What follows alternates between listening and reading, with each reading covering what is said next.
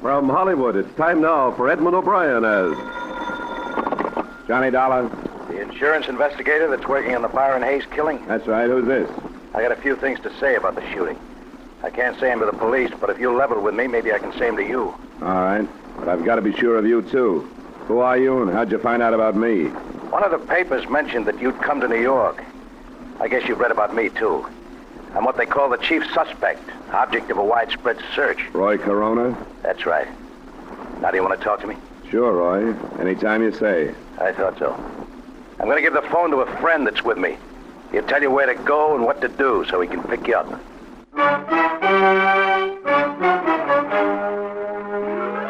Edmund O'Brien in another adventure of the man with the action-packed expense account, America's fabulous freelance insurance investigator. Yours truly, Johnny Dollar.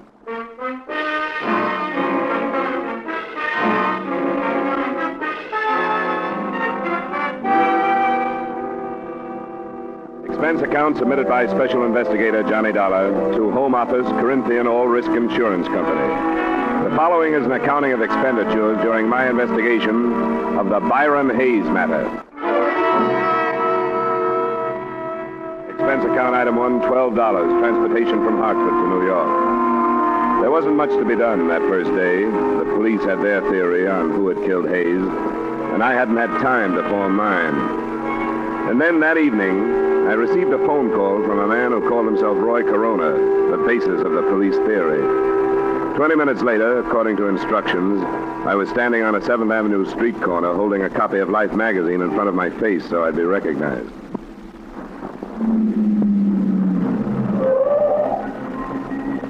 Hey, you. Yeah? What's your name? I'm your man, all right, Dollar. Come on.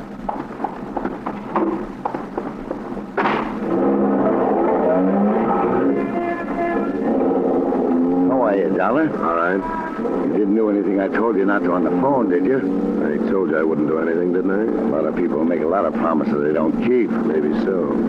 Well, I guess all I can do is either trust you or drive fast enough and far enough to shake a tail if I don't trust you.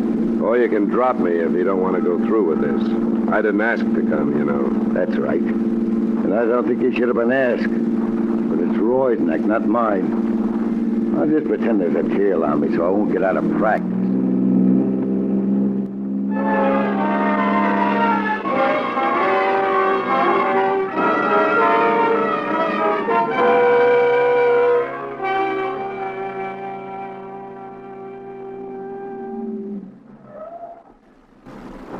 Doorway next to the poultry store there. Thanks for the ride. It's on the ground floor, second door back. Tell Roy I'll sit out here for a minute and then park the car. Sure. Tell him I'll be in a little while. Yeah.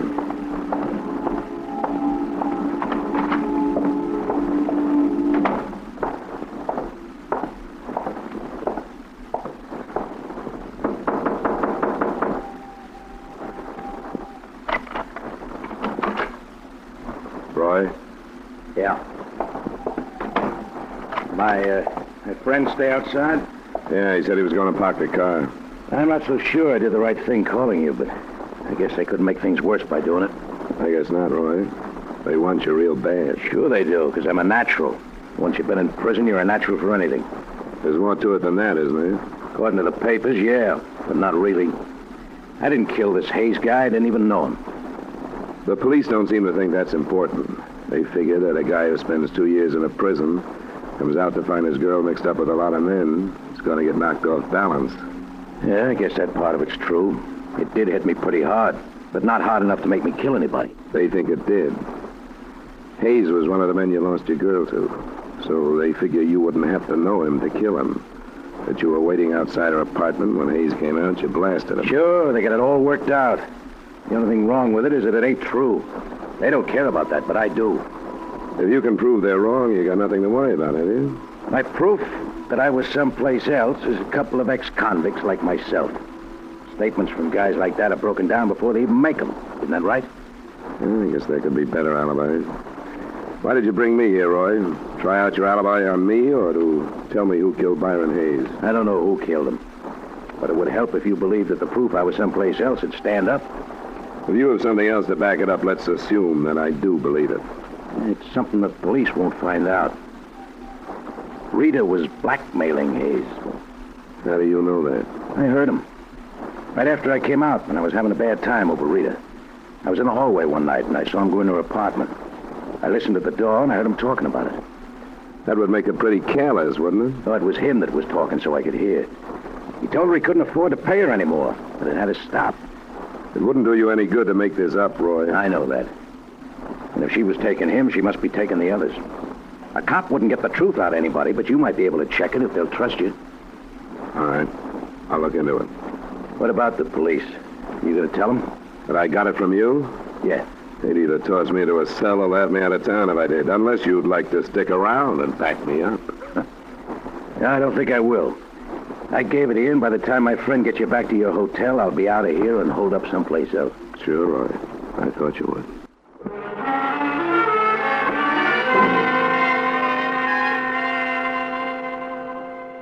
The only reason this tip from the number one suspect meant anything to me was that to date, no progress at all had been made. Rita Cobb, outside whose door Hayes had been killed, said she'd known him only casually, that he'd just dropped in. Nobody else could be found who knew about the association, and even the widow, Agnes Hayes, said she had never heard of Rita Cobb. After I was dropped at the hotel, I decided to try out the new lead on the widow first. I've told the police everything I know, Mr. Dollar. I'm afraid it wasn't very much, Mrs. Hayes, and I wondered if there might not be something you didn't tell them because you didn't want to. What do you mean? I'm not a policeman. There are no reporters around. Everything you say to me will be kept in confidence. Mrs. Hayes, didn't you really know that your husband was seeing Rita Cobb? If I'd thought he was, do you think I wouldn't have done something about it? You didn't suspect anything? No. Even now, I don't think he was seeing her, as you put it. Do you know why he would have dropped in to see her, as she said he did? No. I knew nothing about it. Oh, please, Mr. Dollar, you must understand that this has been very difficult for me. Yes, of course it has. As far as I'm concerned, my husband always was a man above question. His friends, his business associates, everybody looked up to him. I looked up to him. And now you and the others ask me to believe that he knew this woman. She said as much? No, she was lying. There must be something else she's hiding. She's saying she knew Byron to hide something else. She didn't know him. She's lying. We'll learn the truth, Mrs. Hayes. Someone told me that Rita Cobb was blackmailing your husband. That's not true. That he was heard saying he couldn't pay her anymore. That's not true. Why should he pay her anything? He didn't know her. All right, Mrs. Hayes. I only wanted to tell you what somebody said. It's not true. All right, Mrs. Hayes.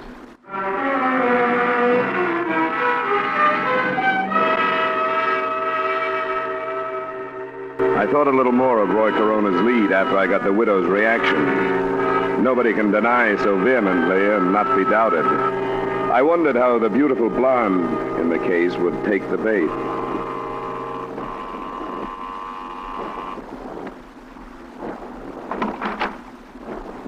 Hello, Miss Cobb. Hello. I'd like to talk to you. Why? I told you and the police everything I know. That's what Mrs. Hayes told me just a little while ago. I think I'd better come in. No. You have no right to do I this. suppose not, but you have no right to hold back information from the police either. I haven't held anything back. I want to be sure of that. So far, the police and I have been working completely blind. Nobody has known anything. Hayes is shot to death right outside your apartment, and nobody has the faintest idea why. Do you think I'm enjoying it? Do you think I like seeing my face plastered all over the papers, labeled the mystery woman? Don't you think I'd like to see this cleared up? Would you like to see it come out that Hayes was more than a casual acquaintance of yours? I met him once or twice, that's all. Why did you say that? How many other casual acquaintances do you have? I don't understand. What about a man named Donald Smith? How did you find out about him? That's not the point. I refuse to have the names of my friends dragged into this. It wouldn't do any good. Wouldn't do anything but hurt them. Donald Smith is about the same kind of man Hayes was, married, past middle age, good-sized bank account. Don't drag him into this. Please. How about your friend Earl Fisher, married, past middle age, good-sized bank account?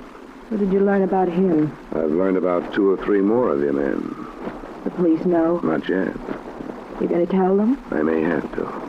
I wish you wouldn't. I didn't mention them because I didn't think there was any reason to. None of them had anything to do with Byron. How did you know that? Because none of them knew about him. Because he was such a casual friend? No. I lied about that. But not to hide anything from the police. And why? I don't know. I was afraid to tell about him. I can see why. There are a lot of things that aren't being told about this. But it'll come out if everybody in town has to be dragged into it. Now think that over, Rita, in case you feel like coming clean.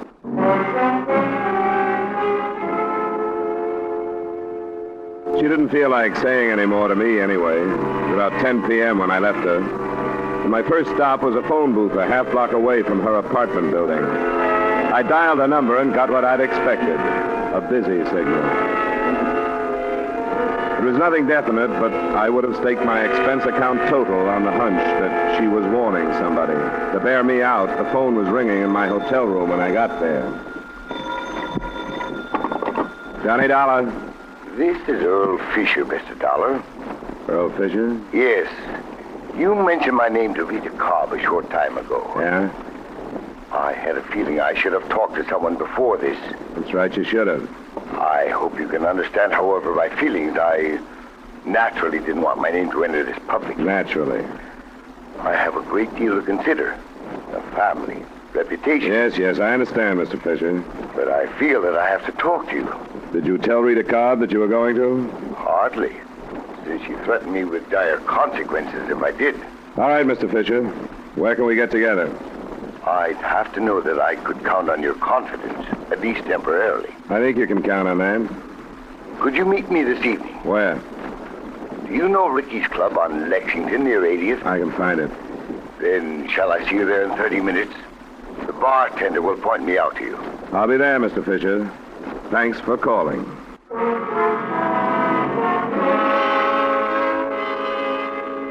That was the first real result of the lead given to me by Roy Corona. The second was quick to follow. I would have made another bet that a warning by Rita Cobb had decided somebody else to correct the situation in another way. It happened when I left the lobby and called for a cab. Hey!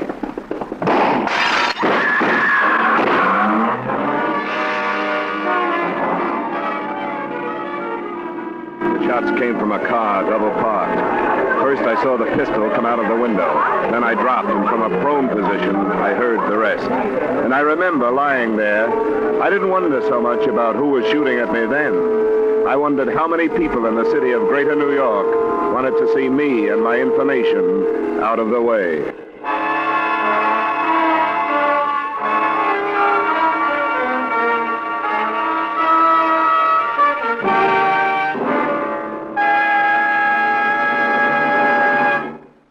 We will return you to the second act of yours truly, Johnny Dollar, in just a moment. And now with our star, Edmund O'Brien, we return you to the second act of yours truly, Johnny Dollar.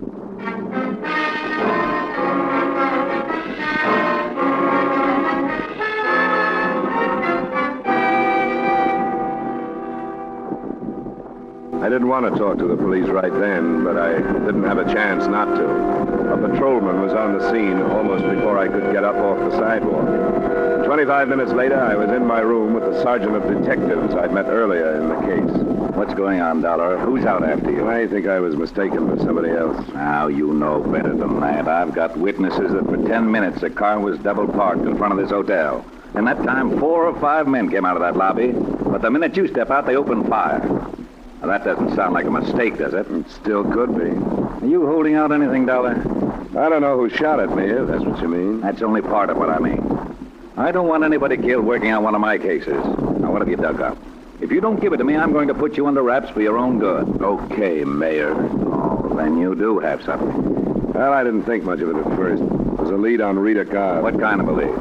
On what might really have gone on between her and Hayes. Where'd it come from? I took it to the widow first. She still denied knowing her husband was acquainted with the Cobb woman, but she may have realized that by admitting it, she'd be giving herself a motive. That's not new. No, but the possibility of blackmail is. And she could have known about that, too. Blackmail? Where'd that come from? I can't tell you, but I think it's worth something. I have a list of names. Men who might be on the same spot that Hayes was. Got it written down? Yeah, right here. Where'd you get this, Dollar? Names, addresses, and occupations. I'm sorry, I can't tell you that. You're going to refuse to answer police questions? Just that one. I'm not trying to hog your case, Sergeant Middleton, or trying to be hard to get along with. But you've got to understand. You must have given your word to an informer somewhere along the line. All right, we'll let it pass for now. Thanks. And I guess you understand, too, that you're probably holding the names of some potential suicides if you break this publicly right now. And what about a potential killer? Do these men know you're onto them? I'm not sure how many. I tossed a couple of names at Rita, generalized the rest. Then one of them phoned me. When I was leaving the hotel, I was on my way to meet him. Probably baited you out onto the sidewalk. It could be. I couldn't tell where he was phoning from. Maybe right downstairs. Which one was he? This one, Earl Fisher. Married, family, fairly big gun on the stock exchange. Motive enough to make a try on you? No proof that he fired the shots, but I'd pick up Rita Cobb as a material witness or something. Somebody might think of putting her out of the way if they haven't already. No, not if they know you have their names. Well, I guess you're right. But I'll pick her up anyway. Let me get on the phone. Just try a check on Earl Fisher.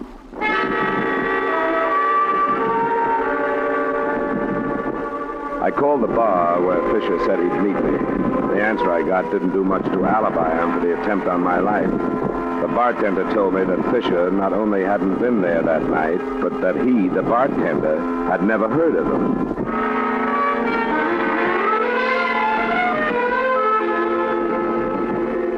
While Sergeant Middleton went out to pick up Rita Cobb, I hopped a cab, went back to the Hayes address to try the widow again. Is it absolutely necessary, Mr. Dollar? I'm so distraught. I'm afraid it is necessary, Mrs. Hayes. A number of things have happened since I left you. Very well. I hope you won't stay long. I'll try not to. Would you like to sit down? Yes, I think we'd better. All right. Come in here. I hope you'll forgive the appearance of the apartment. I haven't had the servant in. Might have been better if you had, rather than staying here alone. I couldn't face her. I don't know how I'll be able to face anybody ever. We've been not what you'd call prominent people, but certainly quite acceptable. And then to have Byron killed in that sordid place, under these circumstances. What circumstances, Mrs. Hayes? That girl. No one will ever really believe that Byron didn't know her, no matter what the truth is. I think you know what the truth is, but you had reason to deny it. Now, what reason? What are you trying to save? Save? What is there to save now? I can't think of anything except what's left of your pride, Mrs. Hayes, if you'll excuse my saying so. You're a cruel young man. I don't like to be, but sometimes it's worse to be too kind. You've taken advantage of the police and me by holding back the truth for purely selfish reasons. Mr. Dollar. You're less interested in seeing your husband's death cleared up than you are in what your neighbors will think of you when the truth does come out. And it has come out. Mr. Dollar. And you're in danger of having to answer impeding the investigation of the death of your own husband.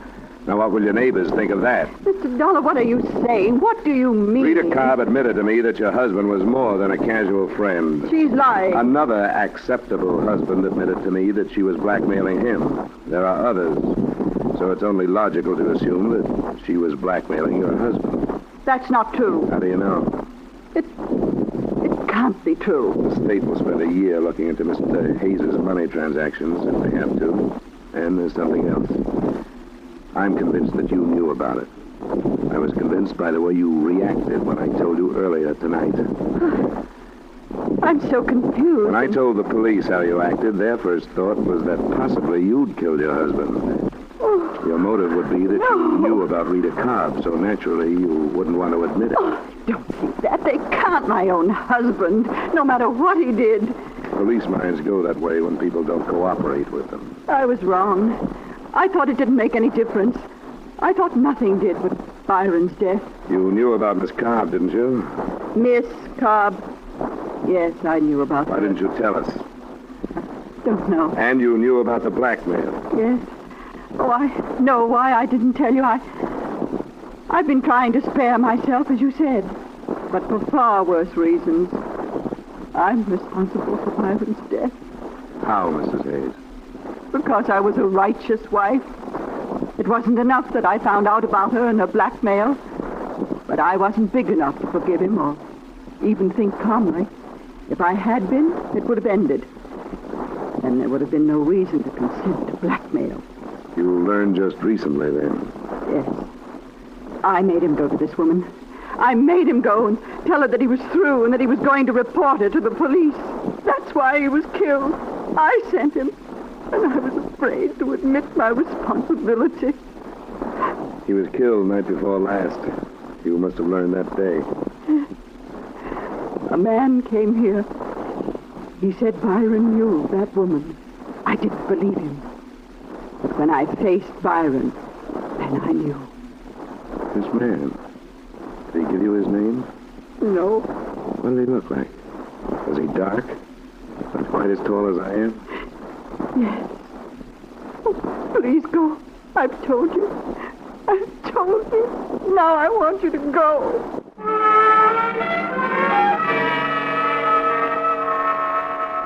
I left and took with me one more piece of the puzzle that looked like it was ready to fall into place. The man I described to her was my original informant, Roy Corona.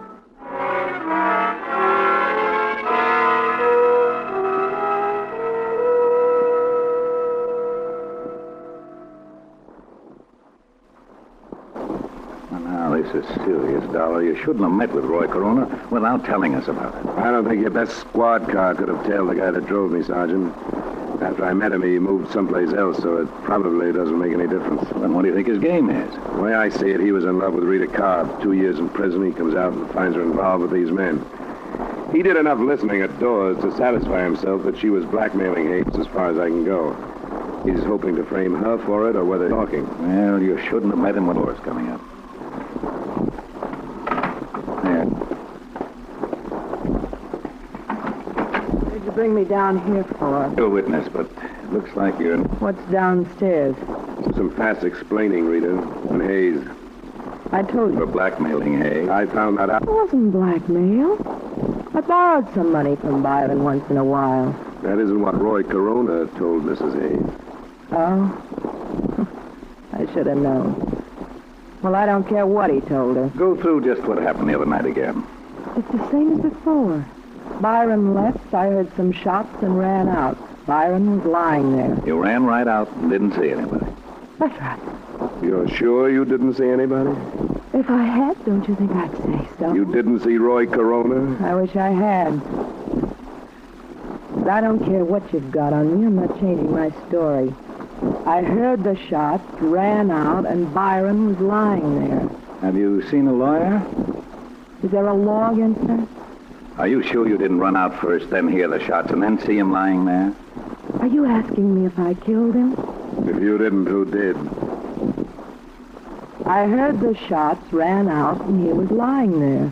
We've figured out a motive for you now. Byron's wife got after him, made him come down and tell you he was going to turn you in. Didn't he say that? Turn me in? For what? Byron and I were good friends. He dropped in. So you prove that's what he said. We've got pretty good proof that you were blackmailing 5 men at least.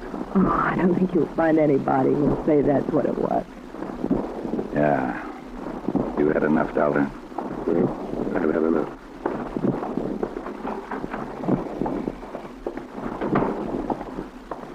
I'm going to see her charged with murder tomorrow. You certainly got enough.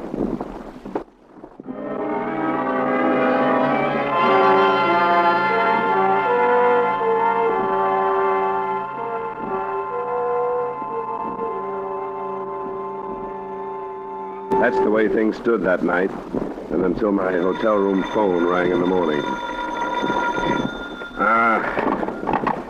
Johnny Dollar. Dollar, this is Roy Corona. Yeah, what do you want? I read in the morning paper they're charging Rita with murder. That's right. She didn't do it. I did.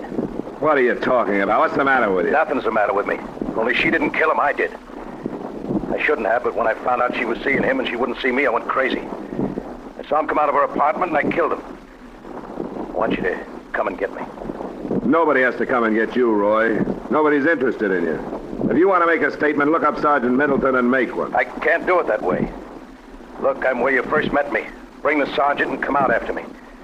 And do it fast before I change my mind. Hello? Hello?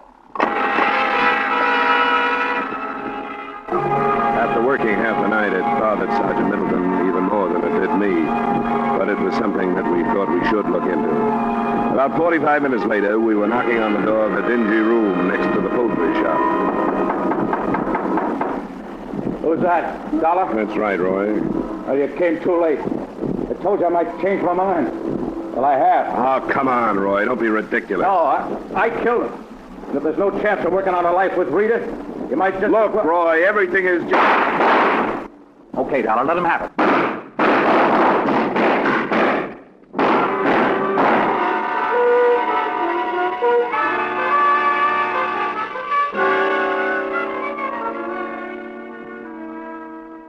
Roy Corona made a good try.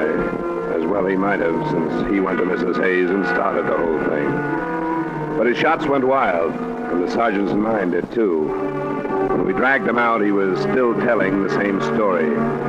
He didn't stop trying to save her until he heard about the confession made by Rita Cobb after I'd left her, about her motive and about the murder gun that turned up in her apartment. Find enclosed his reaction to that. I'm sorry. I started it. I wanted to get her away from these men. I thought I could scare her away from the things she was doing. That's why I went to Hayes' wife. I never thought it'd lead to this. And I'd take the rap for Rita if I could. Wanted to get her to come back to me. Now look.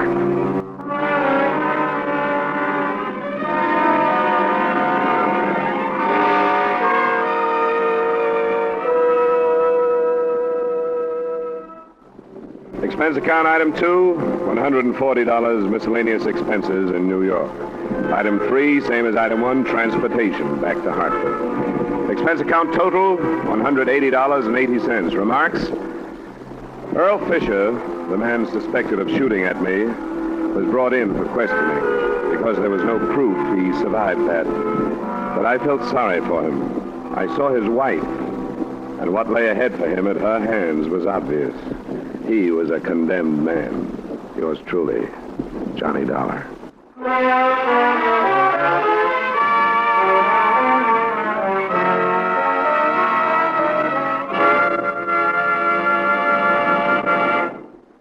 Yours truly, Johnny Dollar. It stars Edmund O'Brien in the title role and is written by Gil Dowd with music by Wilbur Hatch. Featured in tonight's cast were Jim Nusser, Lee Patrick, Gene Bates, Ed Begley, and Jack Moyles. Yours truly, Johnny Dollar, is produced and directed by Jaime Del Valle. This is Dick Cutting inviting you to join us next week at this time when Edmund O'Brien returns as Yours truly, Johnny Dollar.